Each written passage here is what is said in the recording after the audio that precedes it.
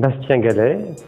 Je suis ici pour assurer une formation auprès d'étudiants et d'étudiantes de Mosaïque, donc en journalisme. Une formation à la prise de son, au montage, au mixage, au reportage, à l'entretien, de manière à ce qu'ils puissent être autonomes dans la production de podcasts originaux. J'ai participé donc à cette table ronde, une table ronde organisée avec des élèves de Yopougon, des élèves de collège, donc entre 11 et 17 ans. Une journée consacrée à la lecture, aux livres et à l'écriture. Donc c'était très joyeux. Nous avons beaucoup échangé avec les élèves. Ils nous ont dit ce qu'ils lisaient. Ils nous ont aussi parlé un peu de leur désir d'avenir. Et nous avons clos donc cette matinée par la lecture d'un conte, d'un joli conte ivoirien, autour duquel nous avons échangé. Voilà, donc c'était pas vraiment une formation, mais plutôt un échange avec de jeunes de Yopougon, et je pense que, voilà, j'espère que ça les a incités à lire et peut-être à écrire.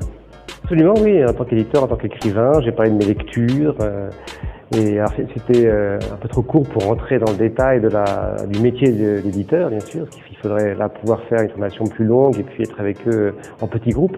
Mais je pense que c'était une introduction intéressante, et pour eux et pour moi. Et le projet YopCreaLab est un projet ambitieux, très riche, qui suit en parallèle plusieurs missions qui touchent à des domaines variés. Donc c'est un grand plaisir d'y participer. Le terrain qui est le vôtre et qui était le mien, Yopougon et particulièrement Doko, est un terrain vraiment fascinant.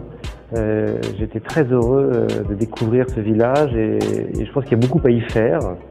Voilà, évidemment en termes de développement bien sûr, mais aussi en termes de collecte, de témoignages, de cartographie sonore, de collecte de paysages, de conservation des paysages. Beaucoup de questions aussi se posent à travers l'expérience des habitants et leurs témoignages, notamment le rapport à la forêt, à la biodiversité, à cet environnement tout à fait étonnant qu'est la forêt, le parc national de Banco, mais aussi des questions qui ont trait à la pauvreté, à la situation des femmes, à l'accès au travail, à l'emploi.